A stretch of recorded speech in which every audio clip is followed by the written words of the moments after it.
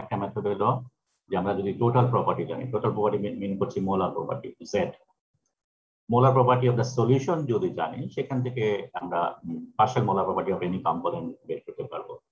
এবং সেটার জন্য আমরা এই ধরনের একটা ইকুয়েশন এবং বলেছিলাম যে it can be solve both analytically and graphically. So আমরা জাস্ট এই দুটো ইকুয়েশন পেয়েছিলাম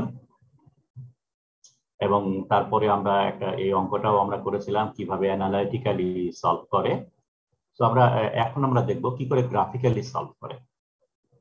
সো জেড বার 2 যেটা আমরা আলটিমেটলি বলেছিলাম যে এটা দিস ফর্মে করা যেতে পারে অথবা দ্যাট ফর্মে করা যেতে পারে। সো লেট আস সাপোজ আমাদের এই জেড বা total property molar property of সলিউশনের একটা ইকুয়েশন আমাদের দেওয়া আছে, গ্রাফ দেওয়া আছে, ওকে, অথবা বিভিন্ন ডেটা দেওয়া আছে জেড এর, যেখান থেকে আমরা এই গ্রিন লাইনটা এস্টাবলিশ করেছি। So Z is a function of x2, x2 কিছু ভ্যালু দেওয়া আছে, জেড এর ভ্যালু দেওয়া আছে, সেখান থেকে আমরা গ্রাফটা প্লট করলাম অথবা সিম্পলি গ্রাফটা দেওয়া আছে। এখন আমাদেরকে বলেছে যে এই পার্টিকুলার x2 নট বলে একটা কম্পোজিশন আছে, when the solution has a composition of x2 not, সেই অবস্থায় এই সলিউশনের কম্পোনেন্ট গুলা পার্শিয়াল মোলার প্রপার্টি কত হবে, ঠিক আছে। সো এইটা বের করার জন্য আমরা x2 রেসপেক্টে যেহেতু আছে, সো আমরা এই পরেরটা ইউজ করব। তাহলে এখানে খেয়াল করে দেখো তিনটা টার্ম আছে basically, one is a z, another is composition 1 minus x2, another is a slope of the z at that particular composition, ঠিক আছে। সো x2 তে স্লোপ, তার মানে আমরা তাহলে একটা ট্যানজেন্ট ড্র করেছি, ট্যানজেন্ট হলো dc, এবং এখানে একটা হরাইজন্টাল লাইন দিয়ে আমরা স্লোপটা মেজার করার চেষ্টা করব। সো ফার্স্টলি আমরা স্লোপ যদি মেজার করি যে dz বাই dx2, তার মানে এই পয়েন্টে dz বাই dx2 যেটা হবে সেটা হলো bc divided by pb, bc divided by pb, ঠিক আছে। আর 1 মাইনাস x2 যেটা, সেটা কত হবে, তারপরে আমরা z বার 2 যেটা হলো z, প্রথমে হলো z, z মানে এই পয়েন্টে z এর ভ্যালু, তার মানে এই ভার্টিক্যাল, এটা যেহেতু z এর অ্যাক্সিস, সো ভার্টিক্যাল ডিসটেন্সটাই হলো z, সো এই ভার্টিক্যাল ডিসটেন্স মানে হলো ab, so this is ab। 1 minus x2, এটা হলো x2 composition, so this part is x2 and that part is x1 বা 1 minus x2, so 1 minus x2 তাহলে দাঁড়াচ্ছে হলো pb। সো pb বস, এটা তার মানে এটা হলো ab, এটা pb বসালাম, আর এটা হলো bc বাই pb। এখন bc বাই pb এর মধ্যে pb pb কাটা গেল, bc থাকে ultimately, so ab plus bc, তার মানে ac। সো ac এটা হলো partial molar property of component 2। এখান থেকে এই পর্যন্ত ac কোত্থেকে আসলো, তার মানে আমরা z এর যে কম্পোজিশন আমরা মেজার করতে যাচ্ছি, সেই কম্পোজিশনে যদি ট্যানজেন্টটা ড্র করি, সেই ট্যানজেন্টটা ভার্টিক্যাল অ্যাক্সিসে যে পয়েন্টে কাট করলো সেই ডিসটেন্সটাই হলো z বার 2। সিমিলারলি এই পাশেও তাহলে এই ডিসটেন্সটা হবে z বার 1। তো আমরা সামারাইজ করতে পারি, সেটা হলো to determine the partial molar property of for a solution of a given composition, construct a tangent to the z curve at that particular composition and read the intercept on the two sides of the graph. So a two vertical axis, তার মানে যে pure component is a axis যেটা আছে, এটা হলো pure 2, এটা pure 1। So a pure component axis এ যে আমরা intercept পাবো, সেই পার্টটাই হবে হলো z bar 2 and z bar 1. So this is the graphical method. তার মানে z ইকুয়েশন ফর্মে না দিয়ে z কিছু ডেটা পয়েন্ট দেওয়া আছে। তো দুই ভাবে তাহলে z দিতে পারি, একটা হলো z এর একটা equation in terms of either x1 or x2, যেভাবে হোক না কেন, আমরা একটা অঙ্ক করে দেখিয়েছি। আরেকটা হলো z দিতে পারি আমরা ডেটা ফর্মে, যেখান থেকে আমরা গ্রাফ প্লট করব z এর, এবং সেখান থেকে আমরা একটা যে অবশ্যই কম্পোজিশন বলে হবে কোন কম্পোজিশনে পার্শিয়াল মোলার প্রপার্টি বের করতে হয়, বিকজ কম্পোজিশনের সাথে এটা ভ্যারি করছে। তো ওই কম্পোজিশনে জেড পয়েন্ট, জেড এর গ্রাফে আমরা ট্যানজেন্ট ড্র করব, এবং ট্যানজেন্ট দুইটার intercept at the two vertical axis, সেই ডিসটেন্সটা আমরা মেজার করব as Z bar. Okay, so this is the graphical solution of the first method. First মেথডটা কি ছিল? ফার্স্ট মেথডটা হলো আমরা সলিউশনের মোলার প্রপার্টি জানি, সেখান থেকে আমরা পার্শিয়াল মোলার প্রপার্টি বের করব। এখন আমরা আরেকটা মেথড বলেছিলাম আমরা, যে একটা পার্শিয়াল মোলার প্রপার্টি জানি, সেখান থেকে আরেকটা পার্শিয়াল মোলার প্রপার্টি বের করব। সো আমরা বাইনারি 1-2 সলিউশন যদি ধরি, তার মানে কম্পোনেন্ট 1 কম্পোনেন্ট 2 সেটা মিলে একটা বাইনারি সলিউশন ফর্ম করেছে। সো মনে করো যে কোনো একটা আইদার 1 কম্পোনেন্টে দেওয়া আছে অথবা 2 কম্পোনেন্টে দেওয়া আছে, সেটা রেসপেক্টে আদার কম্পোনেন্টে আমরা বের করতে চাই। সো এটার জন্য আমরা যেটা ইউজ করবো সেটা হলো গিভস ডোয়েম ইকুয়েশন। আমরা বলেছিলাম ডিফারেন্সিয়েশন কাকে বলে? সেটা হলো এটা weighted sum of partial molar property is equal to 0. Weighted sum of partial molar property এই দুইটা is equal to 0. দুইটা বা তিনটা যে কয়টাই হোক না কেন কম্পোনেন্ট, সবগুলা কম্পোনেন্টে partial molar property differential form. So don't forget about differential form. Differential form of partial molar property of all components is equal to 0. Weighted differential. এটা কি কনস্ট্যান্ট টেম্পারেচার আর প্রেসারের জন্য প্রযোজ্য শুধু? Yes.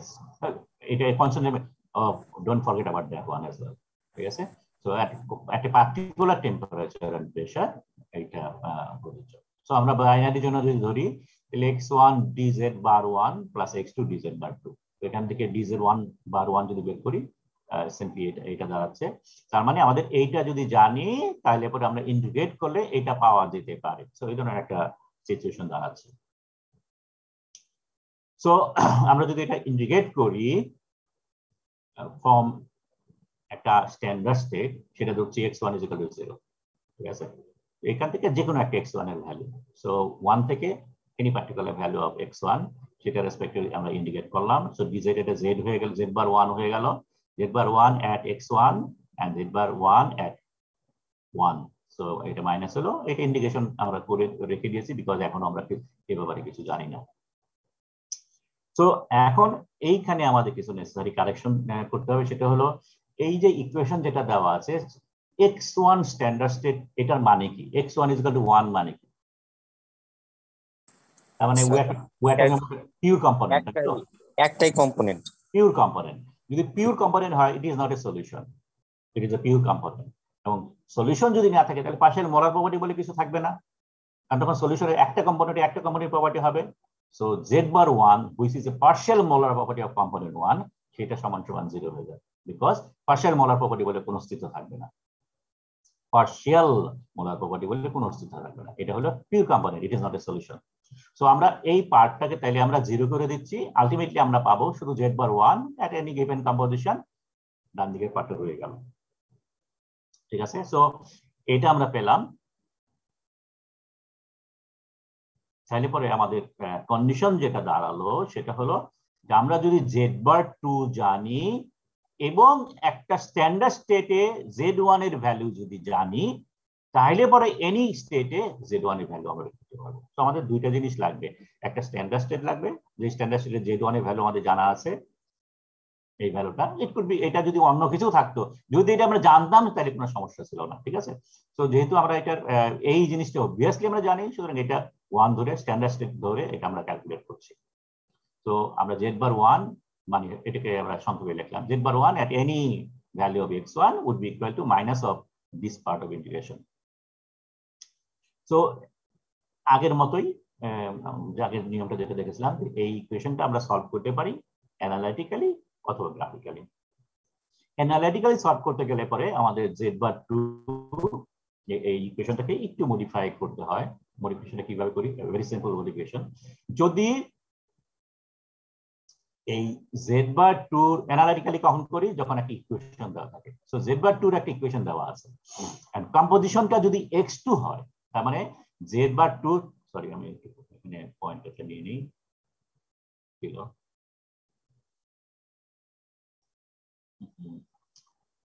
ব্যাক করি all of this laser pointer. So যদি z bar 2 relation x2 এর সাথে থাকে তাহলে আমরা dx2 দিয়ে ভাগ করব, dx2 দিয়ে গুণ করব, ঠিক আছে? সো আমরা তাহলে চেঞ্জ করলাম কি করে? z bar 1 is equal to integration যেটা আছে x2 by x1 থেকে আছে, এখানে dz bar 2 ছিল, সেটাকে আমরা dx2 দিয়ে গুণ করলাম, dx2 দিয়ে ভাগ করলাম। সো এই নেসেসারি মডিফিকেশনটা করতে হবে। অথবা যদি z bar 2 এর সাথে x1 এর রিলেশন থাকে তাহলে আমরা dx2 না দিয়ে dx1 দিয়ে ভাগ করব। সো dx1 দিয়ে ভাগ করব, dx1 দিয়ে গুণ করব। সো এইভাবে একটু মডিফিকেশন করতে হবে, তাহলে পরে অ্যানালিটিক্যাল মেথডটা ভেরি সিম্পল হয়। আমরা একটা एग्जांपल দিয়ে কোড দেখাই। Let us say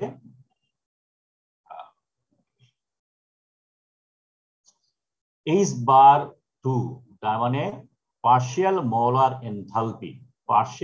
enthalpy of component 2 দেওয়া আছে in terms of x1, তাহলে কম্পোনেন্ট 1 এর পার্শিয়াল মোলার প্রপার্টি বের করতে বলছে, at the same time molar property of the সলিউশনও বের করতে বলেছে।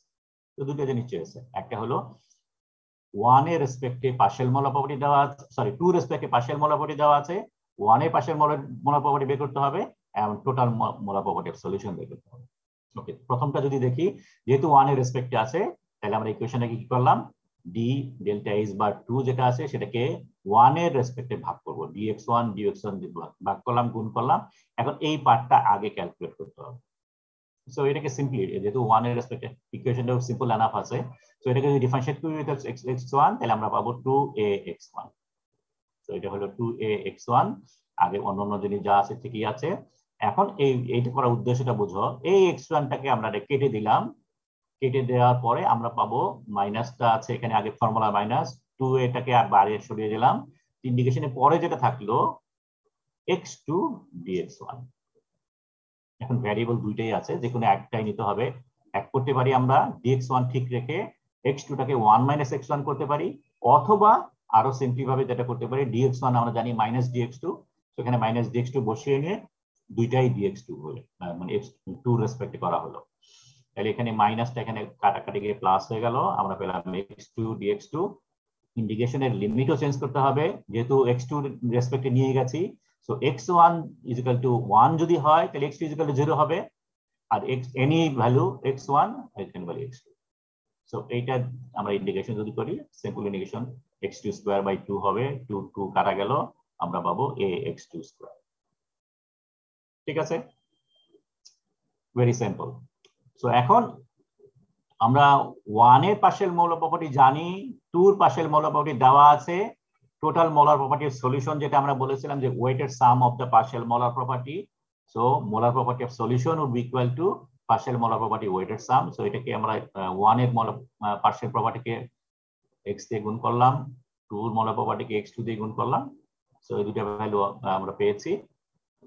এখান থেকে x1 x2 কমন নিয়েছি, a কমন নিয়েছি, এখানে থাকে হলো x2, এখানে থাকে x1, এবং x1 + x2 = 1, আলটিমেটলি এই দুটো থেকে গেল x1 x2। ঠিক আছে, বোঝা গেছে? ওকে, তাহলে এই হলো আমাদের একটা পার্শিয়াল মোলার প্রপার্টি যদি জানি, তাহলে আরেকটা পার্শিয়াল মোলার প্রপার্টি কি করে বের করতে হয়। গ্রাফিক্যাল মেথড যেটা আছে সেই মেথডটা আমরা একটু পরে আলাপ করব, অন্য একটা প্রপার্টি ডিসকাস করার সময়। সেম মেথড হবে, আমরা এটা একটু পরে দেখব। তো এই ছিল আমাদের গত ক্লাসটা, যেটা আমরা ইনকমপ্লিট করেছিলাম। আজকে আমরা আরেকটা করি, এটাকে বাদ দিয়ে দেই।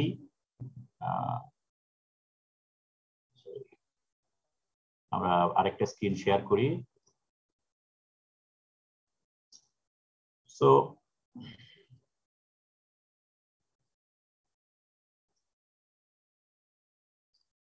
আজকের সেকেন্ড লেকচার যেটা হলো থার্মোডাইনামিক্স অফ সলিউশনস, সেটার আমরা নিউ সেকশন যেটা করছি সেটা হলো ideal and non ideal solution. So এই লেকচারে আমরা যেটা দেখবো সেটা হলো আইডিয়াল সলিউশনটা কাকে বলে, তার ক্যারেক্টারিস্টিক্স, এবং একটা ইকুয়েশন যেটা আছে, একটা ল যেটা ফলো করতে হয় for ideal solution, to become an ideal solution, which is called Raoult's law. So Raoult's লটা আমরা দেখবো, and you'll be able to express how non-ideal solution deviates from ideality. So sub solution is the ideal solution, not necessary. Why a solution become non-ideal, or why a solution cannot become an ideal solution, সেই condition গুলো আমরা দেখবো, and then you'll be able to explain the concept of fugacity, activity and activity coefficient. So different condition A ideal solution এর মধ্যে কিছু parameters আমাদের আনতে হয়েছে to make life simpler, calculation better, easier, এবং সেই প্যারামিটার গুলো দেখবো, এবং তার মধ্যে একটা ভাইটাল একটা কম্পোনেন্ট আছে যেটা হলো activity and activity coefficient. Okay, so ideal solution use derive করার আগে আমাদের কোশ্চেন যেটা আছে, how does the wet cloth dry at room temperature? Can you tell me that? Anyone? কাপড় চোপড় কিভাবে শুকায়? যদিও আমরা জানি কাপড় চোপড় শুকানো মানে হলো পানিকে ভেপারাইজ ফর্মে শুকিয়ে দেওয়া। এখন ভেপার করতে গেলে আমরা জানি 100 ডিগ্রি লাগে, তাহলে পরে এই রুম টেম্পারেচারে কাপড় শুকায় কি করে? ইয়ারটা তো স্যার কমপ্লিটলি স্যার না, ভিতরে ভেপর দ্বারা স্যাচুরেশন না, তো একটু ভেপর দরকার। তারপরে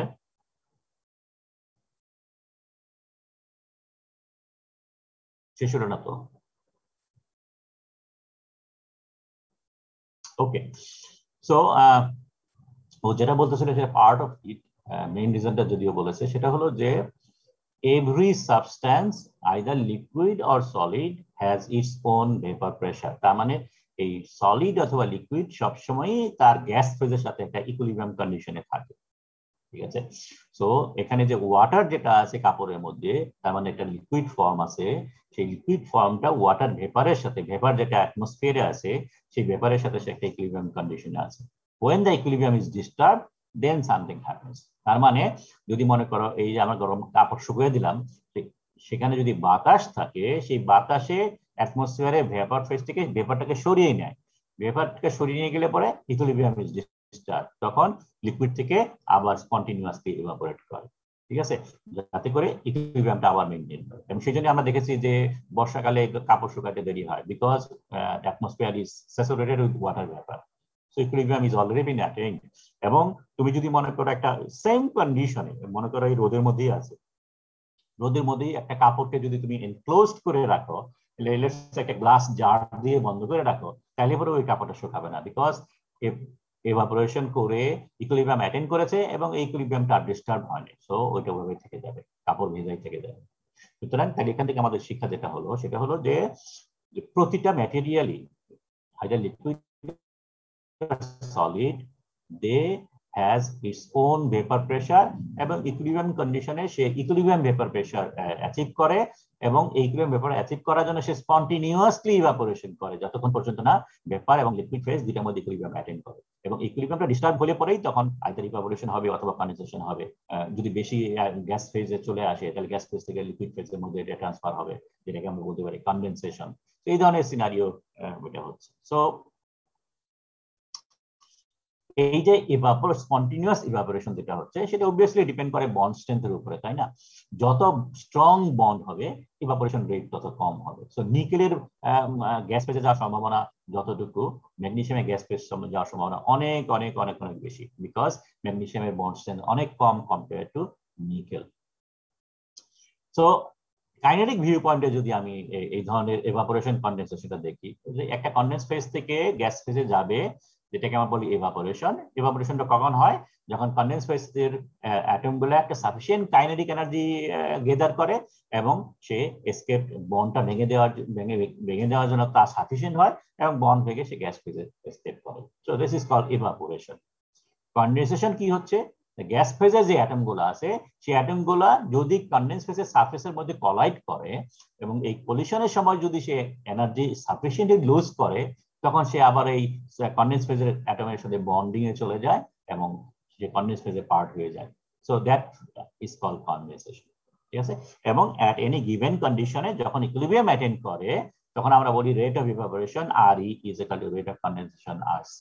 সো ইভাপোরেশন কন্ডেনসেশন সেম রেটে চলতে থাকে। আমরা জানি যে এই chemical equilibria is not a stable static equilibria, এটা dynamic equilibria. So evaporation condensation একসাথে চলতে থাকে at equal rate.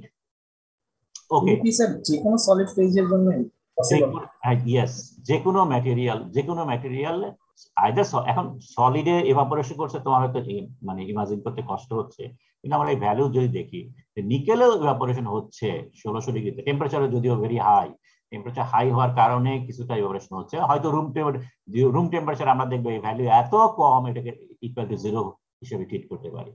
So theoretically this scenario is prevailing. So condensation evaporation হচ্ছে, যে রেটই হোক না কেন, যতটুকু হোক না কেন, evaporation condensation চলতে থাকে। ওকে, এখন এই ভ্যালুগুলো যদি করি, যে এই যে রেট অফ ইভাপোরেশন যেটা RE বললাম, এটা কতটুকু এবং কন্ডেনসেশন সেটা কতটুকু ম্যাথমেটিক্যালি ডিফাইন করা যায় কিনা। Okay, so let us consider pure substance A, ঠিক আছে, জাস্ট আ পিওর সাবস্টেন্স। এখন এই পিওর সাবস্টেন্সের ইভাপোরেশন যেটা হবে সেটা হলো depends on the magnitude of the bond. আমরা বন্ডের কথা বলেছি, বন্ডটাকে আরো সোজা ভাষায় যদি বলি, যে এই এ পার্টিকেলের মধ্যে অ্যাট্রাকশনটা কতটুকু, মিউচুয়াল অ্যাট্রাকশন কত হয়, যত বেশি মিউচুয়াল অ্যাট্রাকশন হবে তত ইভাপোরেশন কমে যাবে। সো এটা ডিপেন্ড করে mutual attraction of A particle, যেটা সরাসরি বন্ডের সাথে রিলেটেড। কনডেনসেশন রেট যেটা হচ্ছে সেটা হলো আমরা বলছি কনডেনসেশন এই যে সারফেসের সাথে কলাইড করে কনডেন্স করে, এন্ড কলাইড করবে কারা, গ্যাস ফেজে যে কয়টা পার্টিকেল আছে। সো এটা ইনফ্যাক্ট ডিপেন্ড করে গ্যাস ফেজে কয়টা পার্টিকেল আছে, এবং গ্যাস ফেজে যত বেশি পার্টিকেল হবে স্ট্রাইকিং রেট তত বাড়বে, কনডেনসেশন তত বেশি হবে। এন্ড গ্যাস ফেজে কত পার্টিকেল আছে সেটা ডিপেন্ড করে ভেপার প্রেসারের উপরে, তার মানে কতগুলো গ্যাস অ্যাটম আছে in the gas phase which is equivalent to vapour pressure. So rate of condensation কে আমরা বলতে পারি it is proportional to the vapor pressure of this particular particle. So rate of condensation of A would be equal to proportional to তার vapor pressure of A এবং proportionally constant হিসেবে আমরা K ধরে equal করলাম। So তাহলে ইকুইলিব্রিয়ামে rate of evaporation যেটা সরাসরি bond স্টেটের সাথে related would be equal to rate of condensation, এবং rate of condensation সমান সমান হলো K P naught এ। সো আমরা REA is equal to K P naught A, sorry P naught কোত্থেকে আসলো, সেটা হলো ইকুইলিব্রিয়াম যখন অ্যাটেন্ড করে তখন ওই ভেপার প্রেসারটা become saturated vapour pressure or standard vapour pressure, যেটাকে P naught A দিয়ে রিপ্রেজেন্ট করে, ঠিক আছে। So at equilibrium condition standard vapour প্রেসারের প্রপোর্শনাল হবে হলো K কনডেনসেশন, তাহলে আমরা এই ফর্মুলাটা পেলাম। নাও কনসিডার অ্যাবাউট সলিউশন, তার মানে আমাদের কনডেন্স ফেজ যেটা আছে ইট ইজ এ সলিউশন। সলিউশন কিভাবে হয়েছে, আমরা এর মধ্যে কিছু বি দিয়েছি, কয়েকটা পার্টিকেল বি দিয়েছি। What will happen now, condition একটাই দিচ্ছি যে বি পার্টিকেল গুলো এর সাথে কোনো ঝগড়াঝাটি মধ্যে নেই, ঠিক আছে। There will no mutual attraction between A and B particle or no mutual repulsion of A and B particle, they simply inert to each other, ঠিক আছে। সো তারা ফ্রিলি চুজ করতে পারে হোয়াট টু ডু, তারা ইভাপোরেট করবে না condensation করবে একদম সম্পূর্ণ তাদের উপর ডিপেন্ডেন্ট। সো এই ধরনের সিনারি যদি হয় তাহলে আমরা এ পার্টিকুলার সিনারিওটাই আমরা এখানে স্টাডি করছি ফর দ্য টাইম বিং, ঠিক আছে। হোয়াট উইল হ্যাপেন টু এ, এখন ইভাপোরেশন যেটা করেছিল ইনিশিয়ালি সারফেস যেটা ছিল সেই সারফেসের প্রত্যেকটা পার্টিকেলই ছিল হলো এ পার্টিকেল। সো প্রত্যেকটা পার্টিকেলই অ্যাভেলেবল ছিল ইভাপোরেশন করার জন্য, কিন্তু এখন সমস্যা হয়ে গেছে এই সারফেসের প্রত্যেকটা particle is not A particle, এখানে কিছু অংশ বি পার্টিকেল আছে সারফেসে। তো তার মানে পুরো এরিয়ার a particle is not available for evaporation, তার মানে ইভাপোরেশন রেট কমে যাবে। তো ইভাপোরেশন কমে যাবে, কতটুকু কমে যাবে, যত এই সারফেসের যতগুলো এরিয়া এ আছে ততটুকুই ইভাপোরেশন হবে। তার মানে একটু আগেকার ইভাপোরেশন রেটটা এটাকে তাহলে একটা এর এরিয়া দিয়ে গুণ করতে হবে। সো লেটস সে 70% এরিয়া এ আছে, সো ইভাপোরেশন রেট 70% হবে। সো তার মানে rate of evaporation initially pure অবস্থা যেটা ছিল REA, that will be reduced to mole fraction A দিয়ে গুণ করতে হবে। সো মোল ফ্র্যাকশন যদি 95% থাকে তাহলে ইভাপোরেশন রেট 95% হয়ে যাবে। সো XA যেটা 0.95, সো 0.95 দিয়ে আমরা গুণ করে দেব। So this is the evaporation rate. What about the condensation rate? Condensation rate আগের মতোই, যে কয়টা পার্টিকেল স্ট্রাইক করছে। এখন আগে পিওর অবস্থায় যেটা ছিল সেটার মধ্যে স্যাচুরেটেড ভেপার প্রেসার ছিল, অর্থাৎ atmosphere is allowed to be saturated with A particle. এখন সমস্যা হচ্ছে সারফেসে এই পার্টিকেল কমে গেছে। সুতরাং মনে করো যদি 100টা পার্টিকেল যদি সারফেস গ্যাস ফেজে থাকতো for a particle to become saturated, এখন 100টা পার্টিকেল ওখানে যেতে পারবে না, কারণ পার্টিকেল কমে যাবে, ঠিক আছে। তার মানে কনডেনসেশন রেটটাও কমে যাবে, এবং এই কনডেনসেশন রেটটা আমরা বলছি যে আগে যা ছিল, তার মানে স্যাচুরেটেড ভেপার প্রেসার যে ছিল সেই স্যাচুরেটেড ভেপার প্রেসার সে অ্যাচিভ করতে পারবে না, তার নিচে কোনো একটা এনি ভ্যালু PA সে অ্যাচিভ করবে। তাহলে দুইটা সিনারিও হচ্ছে। স্যার একটু সমস্যা আছে। বলো স্যার এখানে আমরা সলিউশন নিয়ে কথা বলতেছি, তাহলে আমাদের গ্যাস পার্টিকেলটা কোন কম্পোনেন্টের সাথে মানে কোন কম্পোনেন্টটাকে হিট করতেছে এটা কিভাবে বুঝবো? আমরা সেজন্য বলছি যে forget about B particle for the time being, আমরা শুধু এ পার্টিকেল কথা বলছি।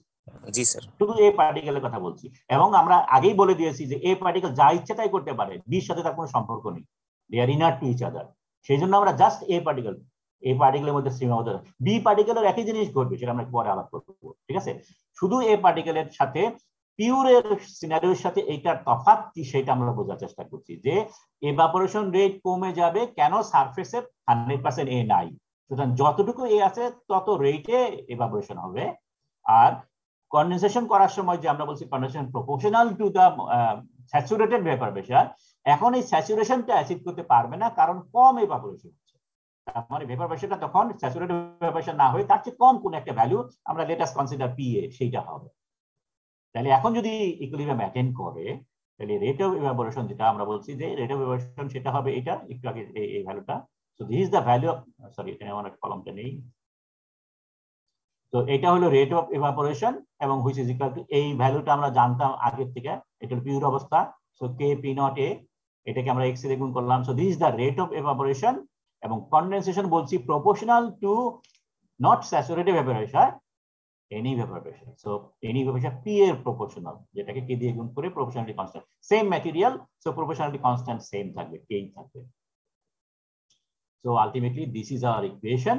এখন ইকুয়েশনের মধ্যে এই দুইটা টার্মের মধ্যে যদি আমি হিসাব কিতাব করি, K কে কাটা যাবে, আমরা P এ পাবো হলো P naught A multiplied by X A. এবং সেম সিনারিও ঘটবে হলো যদি আমরা A না ধরে B এর চিন্তা করি, ফর্মুলাটা in terms of B A যদি দেখি, পিবিএ হবে।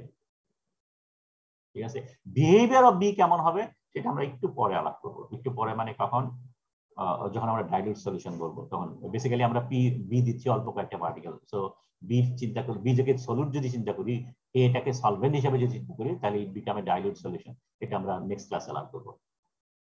ওকে, তাহলে এই যে রিলেশনটা আমরা এস্টাবলিশ করলাম, partial pressure proportional to the mole fraction, এই ইকুয়েশনটাকে বলে রাউলস ল। ঠিক আছে, রাউলস ল আমরা সেন্টেন্সে যদি বলি, the vapor pressure exerted by a component K in solution, এটা হলো solution এ vapor pressure। ঠিক আছে, so solution is directly proportional to the mole fraction of that component, and the proportionality constant is the saturated vapor pressure of that component। ঠিক আছে, তার মানে যদি solution এটা যদি পিওর অবস্থা থাকতো, তাহলে যে ভেপার প্রেসার থাকতো সেটাই হবে proportionality constant. So this is the Raoult's law, and solution obeying the Raoult's law is called ideal solution. So ideal solution এর one and only condition is that it obeys Raoult's law. যদি Raoult's law মানে তাহলে আমরা বলবো ideal solution, এবং এই বিহেভিয়ারটাকে আমরা বলি রাউলটিয়ান বিহেভিয়ার। তার মানে এই ইকুয়েশনটা মানার বিহেভিয়ারটাকে বলি আমরা রাউলটিয়ান বিহেভিয়ার। যে সলিউশন এটা মানে সেই সলিউশনকে বলে আইডিয়াল সলিউশন। ওকে, সো এখানে একটু গন্ডগোল হয়েছে। আচ্ছা ঠিক আছে, আমরা তাহলে এই ইকুয়েশনটা পেলাম। আমরা যদি এটাকে গ্রাফিক্যালি বসাই, তাহলে এর ভেপার প্রেসার হবে এইটা লাইন, তার মানে এ যত বাড়বে ভেপার প্রেসার তত বাড়বে, এবং পিওর অবস্থায় গেলে পরে স্যাচুরেটেড ভেপার প্রেসার হবে। বির অবস্থা একই রকম হবে, different rate, K is different for A and B. So বির বেলায় যদি হয় তাহলে এই ভেপার প্রেসার হবে, এবং আলটিমেটলি পিওর বে যদি হয় তাহলে তার স্যাচুরেটেড ভেপার প্রেসার হবে। এবং এই দুইটা পয়েন্ট যোগ করে যে লাইনটা টানবো সেই লাইনটা হবে হলো vapour pressure of solution, vapour pressure of solution, যে দুইটা যোগফল। তার মানে addition of solute, the solute itself also exert on vapor pressure. So B এর কথা বললাম, বি যদি সলিউট হয় সে নিজেও একটা ভেপার প্রেসার এক্সার্ট করবে এবং সলিউশনের ভেপার প্রেসারকে কমিয়ে দেবে। যত এটা ভেপার প্রেসার, তার মানে এখানে দেখো একটা পার্টিকুলার কন্ডিশনে এটা হলো ভেপার প্রেসার অফ সলিউট, এইটুকু হলো ভেপার প্রেসার অফ সলভেন্ট। ঠিক আছে, সো আলটিমেটলি ইনিশিয়াল স্টেটে ভেপার প্রেসার অফ সলভেন্ট ছিল এইটুকু, এবং যত বি দিব তত এই পরিমাণটা কমে যাবে। ঠিক আছে, the vapor pressure of the solution is the sum of the separate vapor pressures of solute and solvent, দুটো যোগফল। So P is equal to, P হলো vapor pressure of solution is equal to solvent vapor pressure, solute vapor pressure। আর এই ইকুয়েশনটাকে আমরা অন্যভাবে লিখতে পারি, alternate ওয়েতে। সেটা হলো কি, যে পি এ ঠিক থাকলো, এটা পি নট এ ঠিক আছে, এক্স এটাকে আমরা বলতে পারি 1 মাইনাস এক্স বি, কারণ আমরা জানি X A plus X B is equal to 1। So তাহলে P A is equal to P naught A 1 minus X B, এটাকে জাস্ট একটু নেসেসারি ম্যানিপুলেশন যদি করি তাহলে আমরা এই ফর্মুলাটা পাই, P naught A minus P A divided by P naught A is equal to X B. তার মানে হলো পিওর অবস্থায় পি নট এ ছিল, সলিউশনে যাওয়ার পরে পি এ হলো, তার মানে এই যে যতটুকু ভেপার প্রেসার কমলো সেটাকে যদি পি নট এ ভাগ করি তাহলে রিলেটিভলি কতটুকু কমলো টু আইডিয়াল, সেটা সমান সমান এক্স বি। তো এটাকে যদি আবার আমরা সেন্টেন্সে প্রকাশ করি, the relative lowering of vapor pressure of solvent, এটা হলো এ হলো সলভেন্ট, lowering অরিজিনালতে ভাগ করে relative lowering of vapor pressure of solvent due to the addition of solute, B দেওয়ার কারণ এটা হয়েছে due to the addition of solute is equal to mole fraction of solute. ঠিক আছে, মোল ফ্র্যাকশন অফ সলিউট যত বেশি দিবা রিলেটিভ লোয়ারিং তত কমবে। তো এটা হলো alternate formulation of Raoult's law. Now let us talk about non ideal solution. ঠিক আছে, এখন রাউলস ল আমরা যেটা বলেছিলাম তার কন্ডিশন আমরা বলছিলাম যে এর মধ্যে বি দিচ্ছি কিন্তু তারা যেন ইনার টু ইচ আদার হয়। ঠিক আছে, সো এভাপোরেশন রেট এবং কনডেনসেশন রেট যেটা হবে সেই রেট সেগুলোর মধ্যে যেন এ এবং বি তাদের মিউচুয়াল অ্যাট্রাকশন ও রিপালশন যেন কোনো রকম ভাবে প্রতিবন্ধকতা না করে। ঠিক আছে, বাড়ায় না দেয়, কমায় না দেয়। ঠিক আছে, তার মানে এখানে আমরা বেসিক্যালি তিনটা বন্ড পাচ্ছি, এর মধ্যে বন্ড, বির মধ্যে বন্ড এবং A B bond. Bond between A particle, bond between BB particle, and bond between AB particle. Ideal scenario হলো এই তিনটা বন্ডই যেন সমান হয়, এবং সমান হওয়া মানেই হলো they will be inner to each other, there will be no preferential mixing। কারণ যখনই অ্যাট্রাকশন হবে তখন যদি অ্যাট্রাকশন থাকে between A and B particle তারা একসাথে জড়ো হয়ে যাবে, যদি রিপালশন হয় তারা সরে যাবে। ঠিক আছে, সো তাহলে মিক্সিংটা র্যান্ডম হবে না, মিক্সিংটা তখন প্রিফারেন্সিয়াল হবে, আইদার একসাথে জড়ো হবে অথবা দূরে সরে যাবে। সো এই তিনটা বন্ড যদি সমান থাকে তাহলে আমরা বলবো they will be inner to each other, no bond between A and B will form। ঠিক আছে, তো এই কন্ডিশনটা রাউলস ল বলছে এটা অবশ্যই মানতে হবে, না মানলে রাউলস ল মানবে না। সো আইডিয়াল কন্ডিশনের শর্তই হলো এটা যেন মানে। এখন এই প্রিফারেন্সিয়াল মিক্সিং এবং বন্ড ফর্মেশন এটা যদি না মানতে হয় তাহলে বেসিক্যালি তিনটা কন্ডিশন মানতে হবে। ঠিক আছে, তার মানে এক নম্বর হলো a atom of A and B should be of same size, but as close as possible. Same size the ideal, যত same size হবে তত বেশি bonded strength equal হওয়ার সম্ভাবনা। Atom of A and B must be inert to each other, they must be chemically inert to each other। আমরা জানি মাঝে মাঝে কিছু এলিমেন্ট আছে যেগুলো they are very attracted to each other, যার ফলে খুব ইজিলি একটা কম্পাউন্ড ফর্ম করে ফেলে। Silicon oxygen silicon dioxide form করে, chromium oxygen chromium oxide form করে, আমরা জানি ক্রোমিয়াম অক্সিজেন কিন্তু বেশি, etcetera etcetera. So they must be inert to each other, and at the same time এই যে ভেপার যেটা ফর্ম করছে তার মানে একটা গ্যাস ফেজ ফর্ম করছে, সেই গ্যাস ফেজ যেন আইডিয়াল গ্যাস বিহেভিয়ার শো করে। Vapor of A and B should behave like an ideal gas. So these the three condition must be obeyed। যদি এই তিনটা কন্ডিশন মানে তাহলে পরে উপরের যে শর্ত যেটা আছে A and B must be independent to each other, সেই যে তিনটা মানবে। তো সোজা ভাষায় রাউলস ল মানতে গেলে পরে এই তিনটা কন্ডিশন মানতে হবে। যদি তার কোনো একটা কন্ডিশন যদি ভায়োলেট করে, ঠিক আছে, তাহলে পরে রাউলস ল মানবে না, তখন আমরা সলিউশনটাকে আইডিয়াল বলবো না। ঠিক আছে, তখন এটা ইট বিকাম নন আইডিয়াল সলিউশন। ঠিক আছে, অর রিয়েল সলিউশন, যাই বলো না কেন। তো সোজা ভাষায় আইডিয়াল সলিউশন তারা যারা রাউলস ল মানে, রাউলস ল মানতে গেলে এই তিনটা কন্ডিশন মানতে হবে, they must be of same size, they must be inner to each other, and the vapor phase must behave ideally। সেগুলা একটা শর্তও যদি ভায়োলেট করে তাহলে এবার রাউলস ল ওবে হবে না, এবং তখন আমরা সলিউশনকে বলবো non ideal solution. Okay, now let's talk about it into detail about this three conditions. ঠিক আছে, তো কেস 1 যেটা আমরা আলাপ করছি সেটা হলো existence of attraction and repulsion between the components. ঠিক আছে, সো তার মানে বাকি দুইটা শর্ত আমরা ধরে নিলাম মানে, যে শর্ত কি ছিল, ভেপার ফেজ আইডিয়ালি বিহেভ করবে, মলিকুলার অফ সেম সাইজ হবে, কিন্তু আমরা একটাই শর্ত বলছি they are not inert to each other. তার মানে হলো এবি বন্ড যেটা আছে সেটা আইদার বড় বা ছোট of either A bond or BB bond. So A or BB বন্ডের চেয়ে এবি বন্ডটা আইদার ছোট অথবা বড়। So they are not inert to each other. So inert to each other যদি না হয় তাহলে ওকে, একটা হতে পারে AB bond is very strong. ঠিক আছে, মিউচুয়াল বন্ডের তুলনায় এবি বন্ডটা ভেরি স্ট্রং। যদি এটা হয় তাহলে আমরা বলবো যে দে অ্যাট্রাক্ট টু ইচ আদার। ঠিক আছে, যখন অ্যাট্রাক্ট টু ইচ আদার হয় তখন আমরা বলি negatively deviated from the Raoult's ল। কেন নেগেটিভলি ডেভিয়েটেড? বিকজ যেহেতু এই যে কনডেন্স ফেজ যেটা আছে আইদার সলিড অর লিকুইড, তার মধ্যে এবি বন্ড এত স্ট্রং যে তারা সেপারেট করা ডিফিকাল্ট। যদি সেপারেশন ডিফিকাল্ট হয় তাহলে ভেপার ফেজের মধ্যে এ পার্টিকেল যতটুকু থাকার কথা ছিল, বি পার্টিকেল যতটুকু থাকার কথা ছিল সেটার চেয়ে কম থাকবে, because they attracted to each other, তারা নিচে থেকে যেতে চাবে। সরি, তখন ভেপার ফেজে যেটা হবে আইডিয়ালি যতটুকু থাকার কথা ছিল তার চেয়ে কমে যাবে। তো এখানে আমরা যে একটা দেখাচ্ছি যে লেটস সে বির জন্য আমাদের দিস ইজ দ্য রাউলস ল, এটা হলো রাউলস ল এর জন্য এটা হলো রাউলস ল। এখন আমরা বলতেছি AB mutually attract to each other, তার মানে ভেপার ফেজে কম যাবে, তখন তাহলে ভেপার প্রেসার যেটা হওয়ার কথা ছিল এটা হওয়ার কথা ছিল, এখন ভেপার প্রেসার হবে এইটা। তার মানে একটা পার্টিকুলার কন্ডিশনে, লেটস সে এই কন্ডিশনে এই পয়েন্টে ভেপার প্রেসার থাকার কথা ছিল, আমরা পাচ্ছি এইটুকু, অথবা এই কম্পোজিশনে এখানে থাকার কথা ছিল, এখন পাচ্ছি এতটুকু। তার মানে সোজা ভাষায় ভেপার প্রেসার কমে যাবে, অ্যামাউন্ট অফ ভেপার ফেজ কমে যাবে, এবং এই সিনারিওটাকে বলে negative deviation from Raoult's law. Example হিসেবে দেওয়া যেতে পারে যে আয়রন এবং নিকেলের যে সলিউশন ফর্ম করে, নিকেল এবং আয়রনের অ্যাট্রাকশন ভেরি হাই, এবং ভেরি হাই হওয়ার কারণে ভেপার ফেজের মধ্যে কম ভেপার ফেজ থাকে, রাফলি 3/4 অফ ইটস আইডিয়াল ভ্যালু। ঠিক আছে, আমরা যতটুকু হওয়ার কথা ছিল তার সাথে 3/4 ভ্যালু পাওয়া যাবে, 25% কম ভেপার পাওয়া যাবে। তো দিস দ্য নেগেটিভ ডেভিয়েশন। উল্টাটা হতে পারে, সেটা হলো যে এবি বন্ডটা very small compare to mutual attraction. A bond AB bond যদি বিবি বন্ড যদি 100 থাকে, এবি বন্ড লেটস সে 10, সেই সমস্ত সিনারিওতে কি হবে যে তারা দূরে সরে যায়।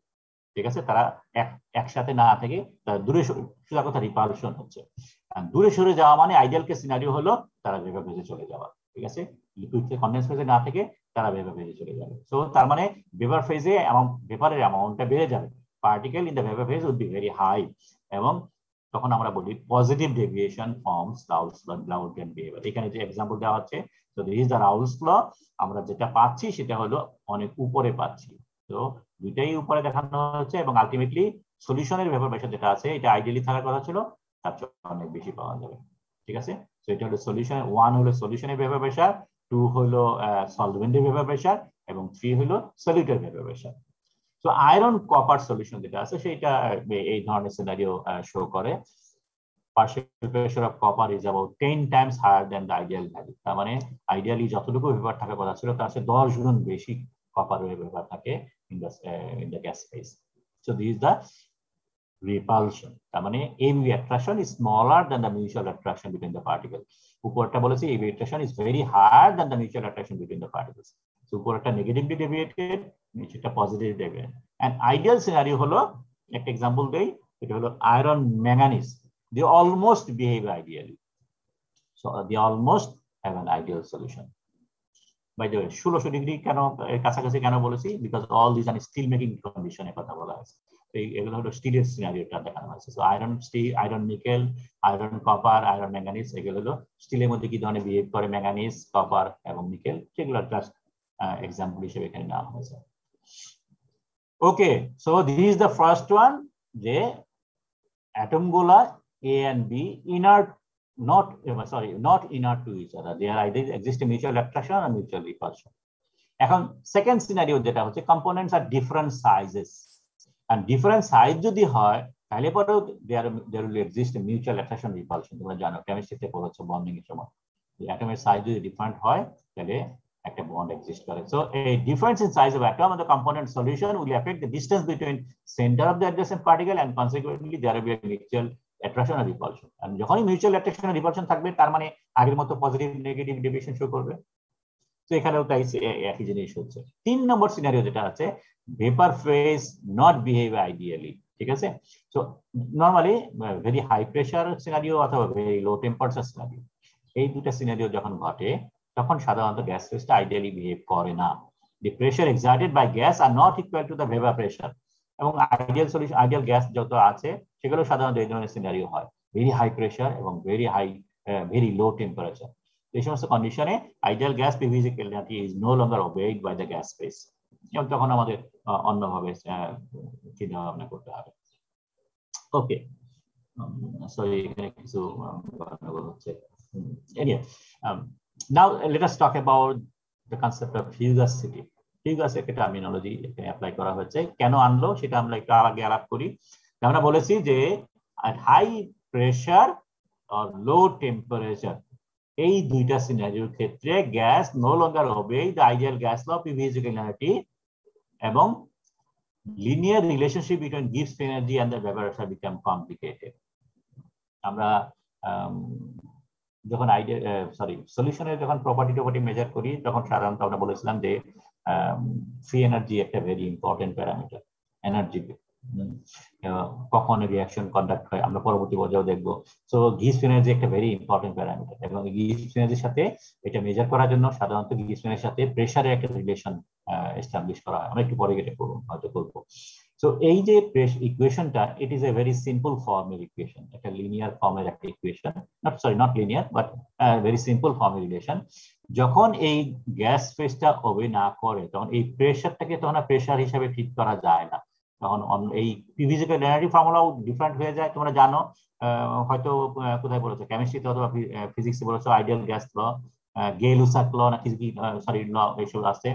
তো নন আইডিয়াল আর একটা কি জানি আছে ভুলে গেছি, ওকে সরি। সো পিটা চেঞ্জ হয়ে যায়, ভলিউমটা চেঞ্জ হয়ে যায় এক্সেট্রা।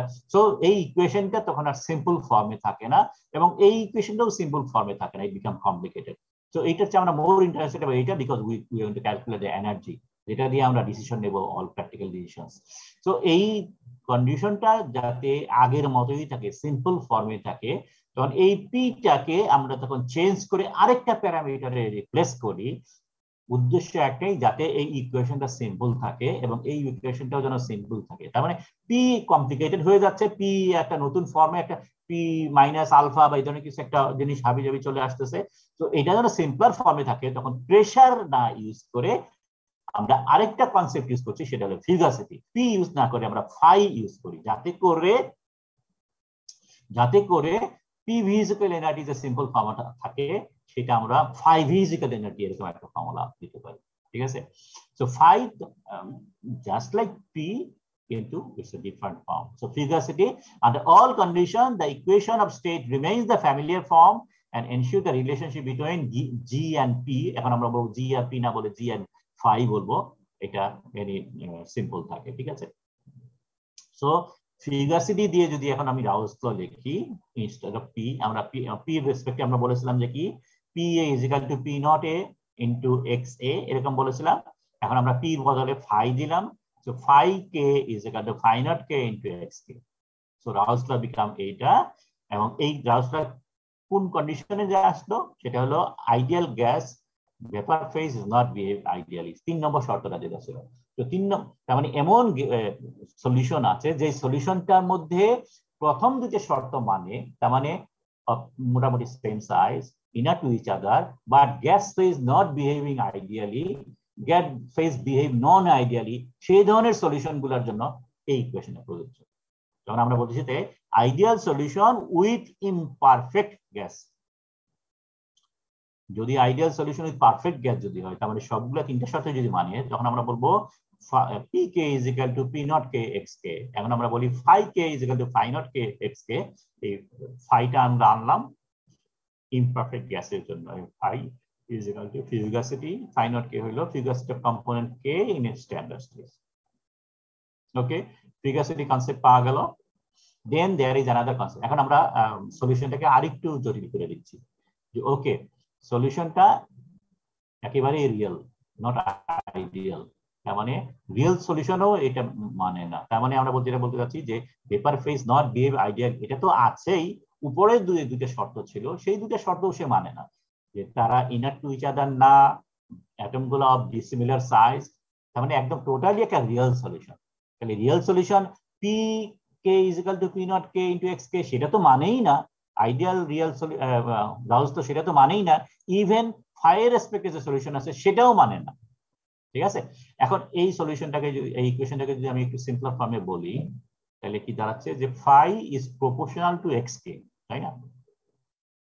এবং এখানে প্রপোর্শনালিটি কনস্ট্যান্ট ছিল ফাই নট কে। ঠিক আছে? এখন আমরা বলতেছি যে ফিগাসিটি is not proportional to xk. Okay, proportional to xk ঠিকই আছে, কিন্তু এই proportionality constant অন্য একটা জিনিস, not phi k, এটা আরেকটা জিনিস, সেটা হলো let us call is ak. So for real solution another thermodynamic quantity activity is defined. সেই অ্যাক্টিভিটিটা বলা হচ্ছে যে এই দুইটার ratio phi k by phi not k, এই দুইটার রেশিও হলো ak। তার মানে ফর্মুলা, এই ফর্মুলাটা তখন চেঞ্জ হয়ে গেল, phi k is proportional to activity of k and phi not k হলো তার proportionality constant. ঠিক আছে। সো এখন তাহলে ফর রিয়েল সলিউশন রাউলস লটা মডিফাই হয়ে গেল। এখন এটাকে আমরা রাউলস ল বলবো কিনা সন্দেহ আছে। আমরা ওই ফর্মের একটা ইকুয়েশন, এটা হলো phi k is equal to phi naught k into ak, এবং এটা হলো অ্যাক্টিভিটি। সো অ্যাক্টিভিটির বেসিক ডেফিনেশন হলো it's simply a proportional, it's a ratio of fugacity of normal condition to fugacity of standard condition. So এটা হলো আমাদের finally real সলিউশনের জন্য equation আসলাম। এখন এটা যদি আইডিয়ালের দিকে যেতে থাকে তাহলে কি বলবো, if vapor phase behave ideally, কারণ phi এর জায়গায় p হবে, তো তখন আমরা বলবো কি যে pk is equal to p naught k into ak, তার মানে ak সমান সমান তখন হবে pk by p naught k, এবং which is equal to xk। ঠিক আছে। so a is equal to x, that is the ideal solution এর এটা another alternative form of Raoult's law। ঠিক আছে, আমরা এটা পেয়েছিলাম রাউলস ল, এখন আমরা এখান থেকে আনলাম এইটা। সো আলটিমেটলি দাঁড়ালো ak is equal to sk। তো সাধারণত আমরা পরবর্তী পর্যায়ে ফর অল ডিসকাশনস আমরা pk is equal to p naught k into xk, এই যে রাউলস ল যেটা আছে সেটা আমরা এই ফর্মটা না ইউজ করে আমরা সবসময় বলবো a is equal to x। ঠিক আছে, because activity is more important, mole ফ্র্যাকশনের চেয়েও অ্যাক্টিভিটি ইম্পর্টেন্ট। ঠিক আছে, অ্যাক্টিভিটি ডেফিনেশন একটু পরে বলছি। সো যেহেতু activity is more important in deciding the composition or in estimating or in calculating the composition of a solution or any solution or of any component in the solution, সেই সেন্সে activity is more important, এবং যখন activity মোল ফ্র্যাকশনের সমান হবে তখন এটাকে বলবো আমরা আইডিয়াল সলিউশন। তার মানে for all ideal solution activity is equal to x, এবং এটার ইমপ্লিকেশন কি এটা আমরা একটু পরে বলছি। ওকে, সো অ্যাক্টিভিটি কাকে বলে? অ্যাক্টিভিটি আমরা একটা রেশিও দেখেছিলাম ম্যাথমেটিক্যালি, রেশিও অফ ফিগাসিটিস। এখন অ্যাক্টিভিটির ফিজিক্যাল মিনিং হলো activity means active mass or availability in solution. For example, মনে করো এখানে কি এক্সাম্পলটা আছে? Yes, removal of silicon in steel making process. তার মানে তোমরা জানো স্টিল মেকিংটা কিভাবে করে, আমরা পিগ আয়রনটাকে মেল্ট করি, পিগ আয়রনটা মেল্ট করার পরে পিগ আয়রনের মধ্যে থাকে কি কার্বন থাকে হাই লেভেলে, সিলিকন হাই লেভেলে থাকে, অন্যান্য impurity high, manganese etcetera high লেভেলে থাকে। আমরা এটাকে অক্সিডেশন প্রসেস, অক্সিজেন ব্লো করে এগুলোকে অক্সাইড ফর্মে নিয়ে অক্সাইড গুলো সরিয়ে দিই। কার্বন মনোক্সাইড গ্যাস হিসেবে সরে যায়, সিলিকন ডাইঅক্সাইড হিসেবে সরে যায়, ম্যাঙ্গানিজ অক্সাইড হিসেবে সরে যায়, এক্সেট্রা এক্সেট্রা। সো এগুলোকে সরিয়ে ফেলে আমরা স্টিলটাকে পিগ আয়রনটাকে পিউরার করে আমরা এটাকে এলিমেন্টাল ফর্মে নিয়ে একটা স্টিল তৈরি করি। সো এখানে মনে করো সিলিকন যেটা আছে সেটাকে রিমুভ করতে চাই। লেটস সে 10 কেজি সিলিকন আছে, আমরা যতটুকু আয়রন আছে তার মধ্যে 10 কেজি সিলিকন আছে, এবং 10 কেজি সিলিকনটাকে আমরা সরাতে চাই। ঠিক আছে, সরাতে গেলে পরে আমরা অ্যাকর্ডিং টু দিস ইকুয়েশন হবে silicon plus oxygen silicon dioxide. ঠিক আছে, তো আমরা তোমরা কি কম্বাসন করেছো? ফুয়েলস এন্ড কম্বাসন এটা পড়েছো না পড়তেছো? স্যার পড়তেছি স্যার। এটা তো বেসিক কম্বাসন ইকুয়েশন তো অলরেডি জানো, তাই না? জি স্যার। তো তার মানে এই সিলিকন কয়টা অক্সিজেন লাগে সেটা তো ক্যালকুলেট করতে পারবা। সিলিকনের অ্যাটমিক ওয়েট হলো 28, তার মানে এটা হলো মনে করো 28 কেজি। অক্সিজেন কত কেজি লাগে তাহলে? 32 কেজি। 32 KG, excellent. সো তার মানে 28 কেজি অক্সিজেনের লাগে 32 KG oxygen to form a silicon dioxide and to remove completely silicon from the bath. এখন 10 কেজি সিলিকন আছে, সেটা কত আছে আমরা ইজিলি ক্যালকুলেট করতে পারি, তাই না? এখন সমস্যা যেটা দাঁড়াচ্ছে সেটা হলো যে আমি যে ক্যালকুলেশন করে অক্সিজেন দিব সেই calculation may not be accurate, because silicon বাথে যেটা আছে these are not free silicon. Free silicon কাকে বলে? যে সিলিকন একদম রেডিমেড আছে, অক্সিজেন আসলো রিঅ্যাকশন করে চলে গেল। সিলিকন কতগুলো আছে যেগুলো কম্বাইন্ড উইথ আয়রন, সিলিকনের অ্যাফিনিটি অক্সিজেনের প্রতি অনেক বেশি। একটু আগে আমরা একটা এক্সাম্পল দেখিয়েছিলাম। সো সিলিকন যেহেতু অক্সিজেনের সাথে অ্যাটাচড আছে অনেকগুলাই, যেহেতু তাদের মধ্যে একটা মিউচুয়াল অ্যাট্রাকশন আছে, তো ফ্রি সিলিকন অনেক কম আছে। তো আমি যে হিসাব করে অক্সিজেন দিচ্ছি 28 কেজি না 32 কেজি, বেসিক্যালি 28 কেজি তো বাথে নাই, ফ্রি নাই, আছে হলো অনেক কম, কারণ কিছু সিলিকন অলরেডি আয়রনের সাথে রিঅ্যাক্ট করে সে বাথের থেকে গায়েব হয়ে গেছে। ঠিক আছে, সো তার মানে active mass or available silicon কতটুকু আছে? আমরা বললাম মোল ফ্র্যাকশন অফ সিলিকন যদি হিসাব করতে চাই বাথের মধ্যে, আমরা জানি সিলিকন বাথের মধ্যে মনে করো 10 কেজি আছে, 10 কেজিকে আমি মোল ফ্র্যাকশনে কনভার্ট করতে পারি। মনে করো X silicon is equal to আসলো লেটস সে 0.2 আসলো, actually available is not 0.2, available তার চেয়ে অনেক কম আছে। So that is called activity. Activity মানে কতটুকু অ্যাভেলেবল আছে ফর দিস রিঅ্যাকশন। অক্সিজেনের জন্য কতটুকু অ্যাভেলেবল আছে, অক্সিজেনের অ্যাভেলেবল আছে সেই সমস্ত সিলিকন যারা ফ্রি বা অ্যাক্টিভ মাস, যারা অ্যাক্টিভ অ্যাভেলেবল, যতটুকু দেওয়া আছে সেটা হলো এক্স, মানে 10 KG. So x is not equal two A, x not equal to a is much lower than x. কিন্তু কিছু কিছু ক্ষেত্রে দেখা যায় যে ওকে যতটুকু আছে ততটুকুই অ্যাভেলেবল, মানে তখন আমরা বলি a is equal to x। a is equal to x থাকা মানেই বলতেছি আমরা আইডিয়াল সলিউশন। ঠিক আছে, সো অ্যাক্টিভিটির সাথে x এর তফাৎটা বোঝা গেল। x হলো কতটুকু রিয়েলি আছে আর a হলো কতটুকু ফ্রি আছে, এবং যত ইন্টারাকশন থাকবে a তত চেঞ্জ হতে থাকবে, তত ছোট হতে থাকবে।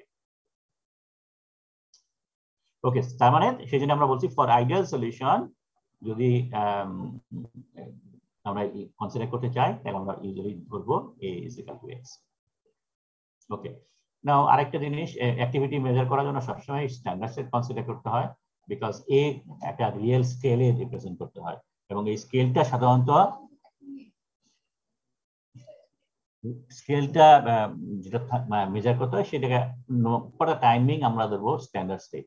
স্ট্যান্ডার্ড মানে হলো পিওর স্টেট, তার মানে যখন একটা এলিমেন্ট পিওর ফর্মে থাকে তখন তার অ্যাক্টিভিটি ইজ ইকুয়াল টু 1, তার মানে that's totally free to available, তারা 100% available for further reaction. So free স্টেটে থাকে যখন পিওর স্টেটে, কার সাথে কোনো ইন্টারাকশন নাই, সেই সমস্ত ক্ষেত্রে অ্যাক্টিভিটি ইজ ইকুয়াল টু 1 ধরবো। তার মানে for pure condition activity of that component will be equal to 1।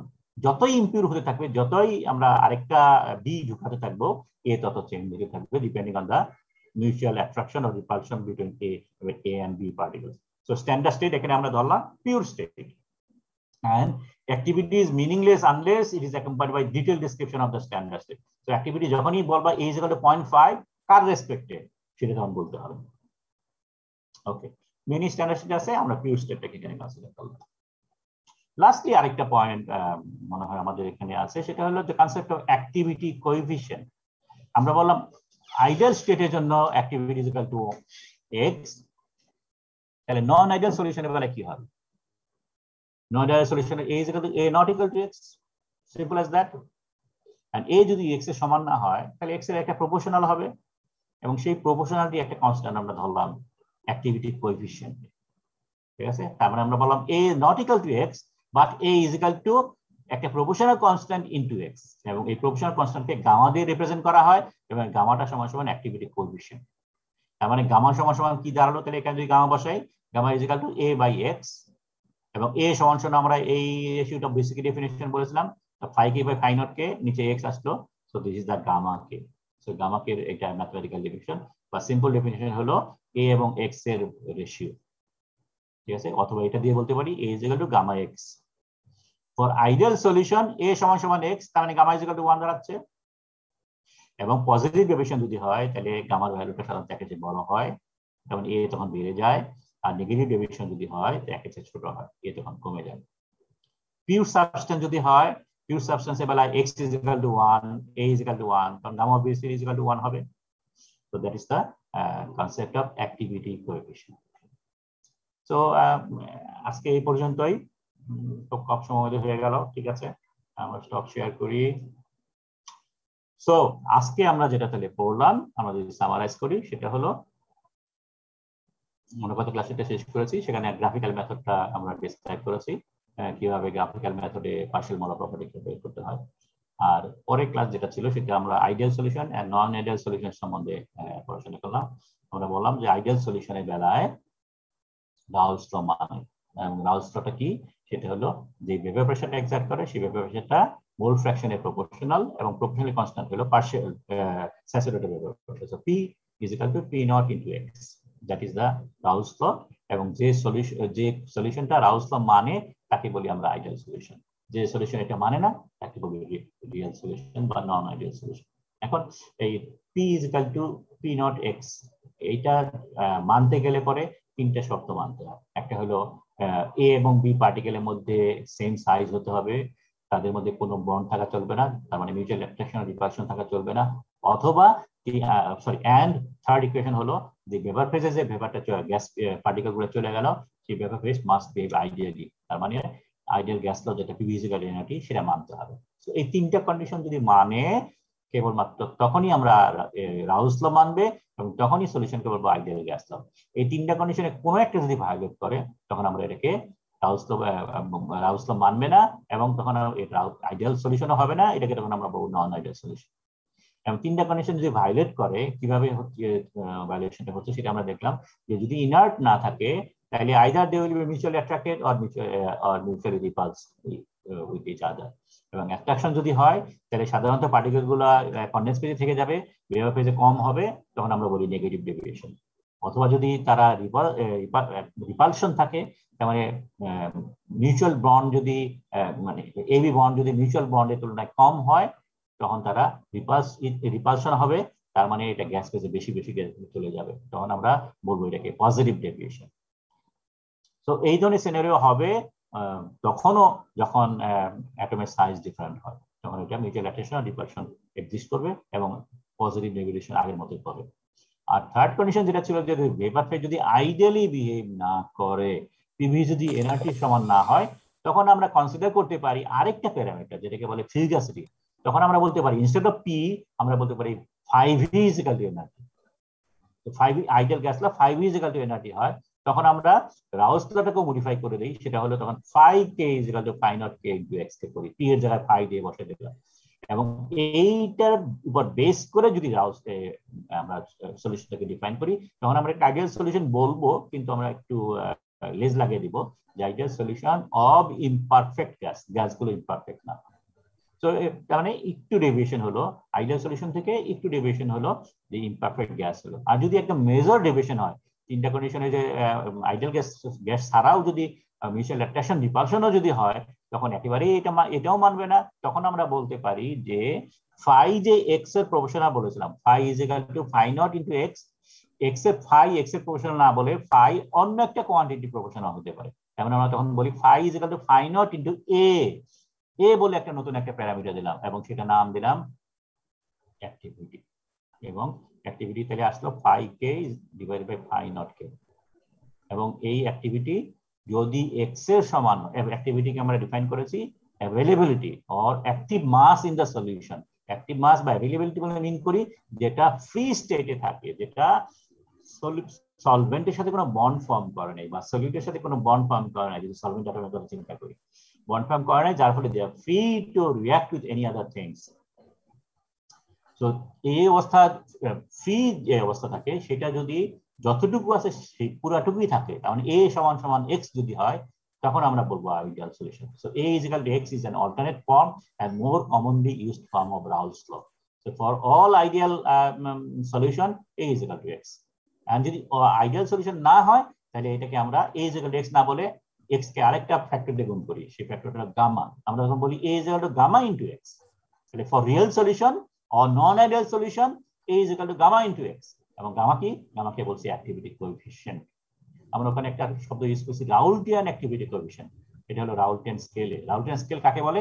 আমরা বলছি অ্যাক্টিভিটি বলার সময় একটা স্ট্যান্ডার্ড সেট বলতে হয়, এবং স্ট্যান্ডার্ড সেট আমরা একটা এক্সাম্পল দিয়েছিলাম যে পিওর স্টেট থেকে স্ট্যান্ডার্ড হিসেবে ধরা যেতে পারে। তার মানে for pure substance A = 1, maximum value of A। ঠিক আছে? সো এই পিওর স্টেটের A = 1 এই স্কেল ধরে যদি অ্যাক্টিভিটিকে মেজার করি, তখন আমরা এটাকে বলি রাউলটিয়ান অ্যাক্টিভিটি কোএফিশিয়েন্ট। ঠিক আছে? So this is all about today's class. আমরা এখানে অ্যাক্টিভিটিকে ডিফাইন করলাম, অ্যাক্টিভিটি কোএফিশিয়েন্টকে ডিফাইন করলাম, because this two are the more important parameter. At the same time আমরা আরেকটা প্যারামিটারকে ডিফাইন করেছি, সেটা হলো frequency. So any question?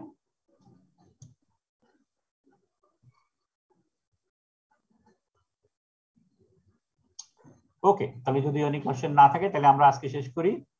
Sir, yes, chapter 22 number ম্যাথটা বাকি ছিল আমাদের। ওহো, আমাদের 22 নম্বর। আচ্ছা, দাঁড়াও, আমি একটু এটা আমি শেয়ার বন্ধ করি। শেয়ার স্ক্রিন, শেয়ার কিন্তু বন্ধই করেছি। একটু 1 মিনিট সময় দাও, আমি এটা বের করি আগে।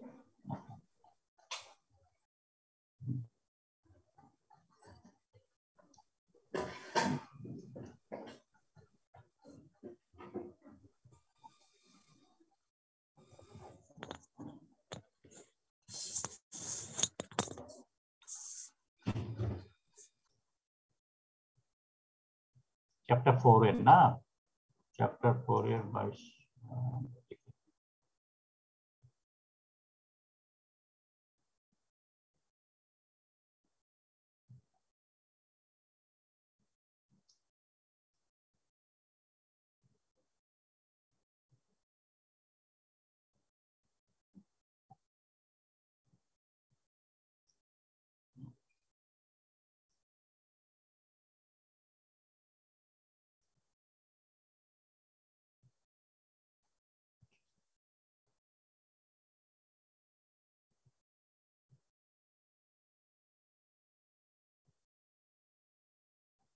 আচ্ছা, কোয়েশ্চেন নম্বরটা ঠিক করা নাই। আচ্ছা,